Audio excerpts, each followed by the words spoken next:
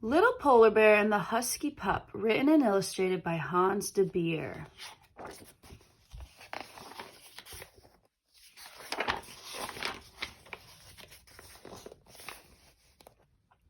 Lars the little polar bear lived at the North Pole, where there are no trees or flowers, just ice and snow. Lars didn't mind. He loved to go for long walks across the ice, always wondering what he might find behind the next snow hill. One day, Lars walked even farther than usual, and he was very hungry. He lifted his nose and sniffed. There was a delicious smell in the air, but he didn't know what it was. The delicious smell came from an igloo. That meant there were people. Lars' father had warned him to stay away from people. They're dangerous, he always said, but the smell from the igloo was so tempting that Lars couldn't resist. He crawled closer, keeping well away from a team of sled dogs who seemed to be fast asleep. Suddenly, there was a growl. The huskies jumped up and strained at their leashes. The leashes snapped, and the whole team rushed at Lars, barking furiously.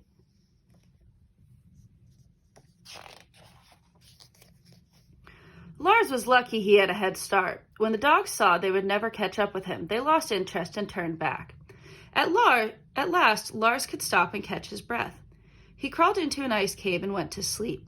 He was woken by a strange noise. It sounded like a whimper, but Lars couldn't see where it came from. He walked over to a deep crack in the ice and peered down. There sat a sad little husky. Although the other dogs had given him a fright, he felt sorry for this little one. "Don't be frightened," said Lars. "I'll help you."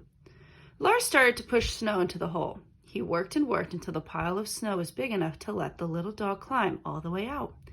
But as soon as the puppy was back on firm ground, he began to growl. "Hey, I just helped you," said Lars indignantly. The puppy barked. How ungrateful, thought Lars. He turned away in disgust and bounded off towards the sea. The little dog ran after him. Lars ran across the chunks of ice until he had left the puppy far behind. The puppy sat down on a drifting piece of ice and howled pitifully. "I would gladly help," Lars shouted to the puppy, "but I don't want to be growled at." The little dog looked embarrassed. "I won't growl," he said. "I promise. Please don't leave me." So Lars towed the puppy back to shore. "What's your name?" he asked. "Mine's Lars." "I'm Flo. Will you take me back to the igloo? I want my mother and I'm hungry." "I'll take you home tomorrow if it stops snowing," said Lars. "We can wait out the storm here." Then Lars caught some fish and offered one to Flo, who gobbled it up. "That wasn't as good as meat," Flo complained. "You'll have meat again soon," said Lars. He shoveled snow into a pile and they lay down to sleep behind it, sheltered from the icy wind. The next morning, Lars and Flo set off under a clear blue sky to find the igloo. But when they got there, the dogs had gone, and snow had covered their tracks. "I want my mother," wailed Flo. Then he began to howl louder than ever. This time, Lars understood why. He tried to comfort the little dog. "We'll find her," he said. "Tell me which way you were heading." "To the town by the sea where lots of people live." "Oh, yes, I know it," said Lars. "Let's go."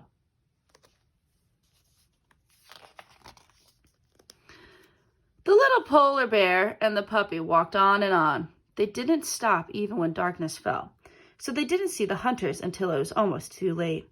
They had to duck down quickly behind some rocks. The hunters came closer and closer. Suddenly, Flo began to growl. "Shh," hissed Lars. "You'll give us away." But the impetuous puppy jumped up and started barking. "Huh? It's just a stray dog," said one of the hunters, laughing. Then he and his friends got back on their snowmobiles and drove away. "Phew, he did the right thing after all," said Lars. "But I don't think we should go any further tonight. We'll find your mother tomorrow, Flo." In the morning, they walked to the sea. A pair of seals was basking on the shore. Flo charged at them, barking excitedly. "Stop, Flo! Leave them alone!" shouted Lars as the seals fled into the water. Suddenly, Flo stopped barking. "Lars, look at this," he yapped. He had found an old kayak. "Kayaks belong to people," said Lars, looking anxious, "and people are dangerous." He sniffed the kayak all over. Then he said, "It's all right. Nobody has used this kayak for a long time. What a good find. Now we can travel twice as fast."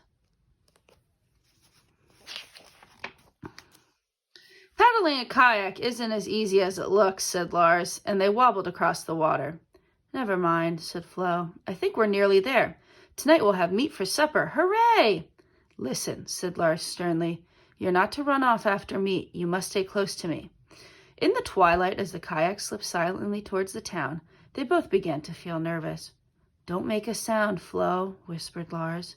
And for once, Flo kept his mouth shut tight.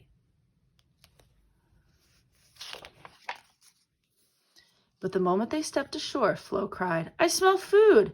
And before Lars could stop him, he was gone. What was Lars to do? As he stood wondering, he heard a shout. Stop, thief! And Flo ran past him with a funny chain hanging from his mouth. Lars ran after him. When they were at a safe distance from the town, Flo stopped and laid the funny chain at Lars' feet.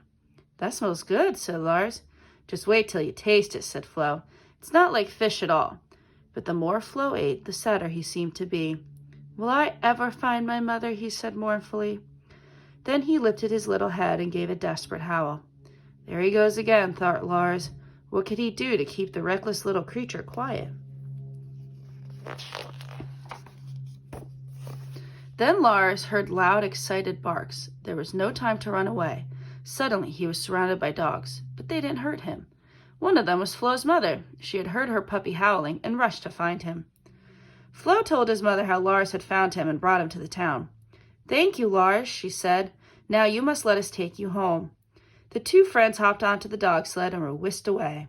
This is more fun than kayaking, said Lars happily.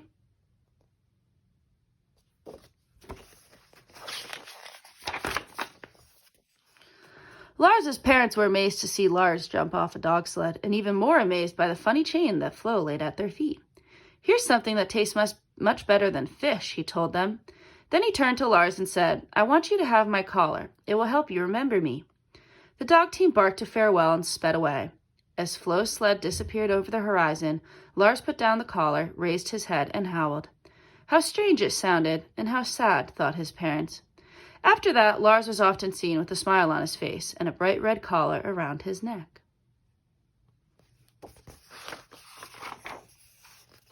The end. There they are.